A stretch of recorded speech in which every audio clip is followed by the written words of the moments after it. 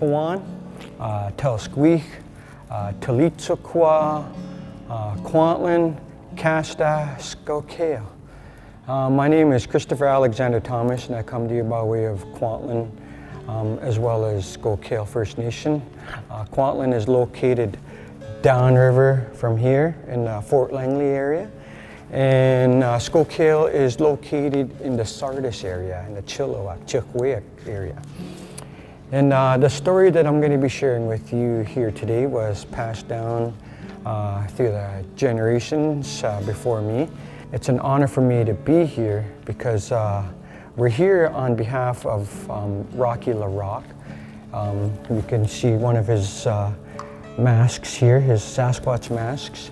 And today I'm going to be sharing the story of the hunter and the Sasquatch. This story was brought to us by way of Dolly Felix, who is auntie to Rocky LaRock. And it's an honor for me to echo the words of our ancestors by way of Dolly Felix at this time. So with that, I put my hands up to the ones who made this possible for this day, and I put my hands up to the ones who made this story possible to be able to share out in the communities and for the people in general. Haitska.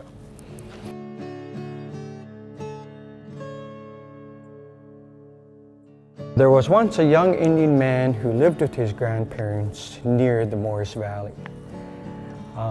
In the olden days, it was common for the young people to go and live with their grandparents. The young man got up each and every day along with his grandparents at the break of daylight. Since there was no road yet, he would take the path up the little mountain and go hunting. Up he would go until he came up to a space which was like a little prairie alongside the mountain. Right in the middle of the open space, there was a large boulder. And on this particular day, the young Indian boy stopped ashore. He looked up at the rock, too frightened to move. Sitting on the boulder, one hand on his chin, was sitting there a Sasquatch. The young man felt that he was too close to run away, for the Sasquatch would surely chase after him.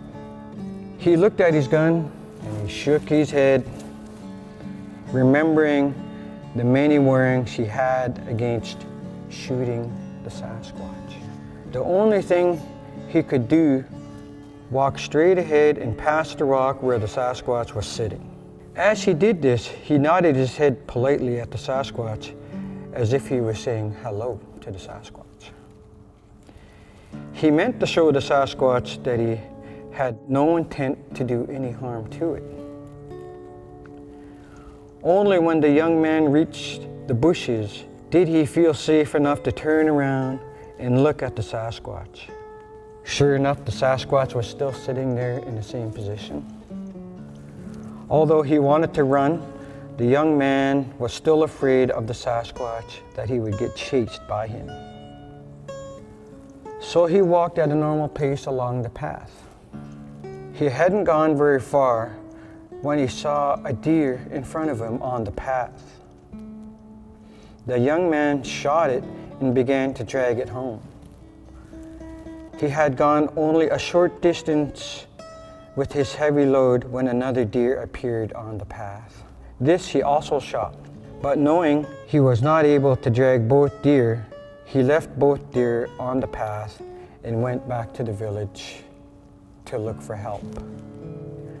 When he arrived home, he told his grandparents what had happened to him. "The Sasquatch had pity on you," said the grandfather. "This is the Indians' belief. Because you saw a Sasquatch, but did not mean any harm to it, you were given your first deer." Young men from the village went to the hunter's spot where he left the deers, and they came to help him drag those deers back to the village. The young man knew that because it was his first kill, he could not keep one bit of it. It is the rules and the regulations of our people. Go hunting and you kill something for the first time, that is that it's important that you give it away to the fellow village members, and so that you'd have better fortunes come when it's time to go out and provide for the people again. This was time for celebration because it was the hunter's first kill. The village and the elders and the Siams came together and they gathered the people and they celebrated. At this time, it was only the elders that came forward and ate the deer meat. And after that, they sat down and they left words of wisdom with the hunter as well as the young people. After they did the celebration and after the young hunter distributed his meat to all the community members and the village members, the community and the village members came together and they made a collection. And what the collection was for, it was so that the young hunter could then purchase more shells or bullets so that he could go out and do more hunting and provide for his people. So the young warrior ending up being an amazing provider and a hunter for his people. And it was said that every time he went out hunting, he never came back empty-handed. So that's the story of the hunter and the Sasquatch. He had never ever seen a Sasquatch before, and to us, if oneself was to see a Sasquatch, it was meant to be, and it was called one of the greatest gifts to our people. And the reason for that is because when we were growing up, we were taught that the Sasquatch, if you seen him, he or she wanted you to see him. The elders always taught us they're the closest to the other side, meaning they were closest to the ancestors. So because they had that gift of being so close to the ancestors, they also believed that they had the gift of being a shapeshifter. So it was meant for the young warrior, the young hunter, to be able to see the Sasquatch. The Sasquatch wanted him to see him, but he was also there for a test as well. And that test was this young hunter going to shoot him with his gun? And if he was, then the elders always told us that was a failed test. So, but because the young hunter, he used his common sense and he remembered what he was taught while he was growing up, which is really good. He was granted the gift of the four-legged, the deer. The deer naturally came to him because the Sasquatch, the Sasquatch has connection to each and every one of the brothers and sisters in the grandfather and the mother forests, the mother nature. Now his connection is very sacred. We believe that all the animals have connections to one another, and occasionally on times like this, like the hunter, is one of the times where they're able to connect with humans as human beings. And it's not every day that connection will be made.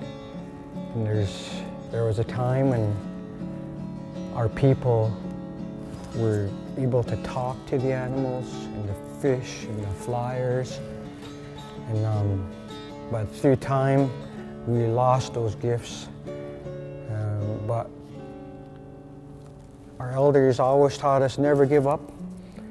That's why they tell us to exercise and practice the language as much as we can, because that's what connects us to our ancestors. So with that, I want to say Kusai Haitska for having me here to share a little bit about the significance of our brothers, the Sasquatch, and our sisters, and what they mean to us and how secret they are to us as S'ol Temewx people. Haitska Kusai, and have a good night.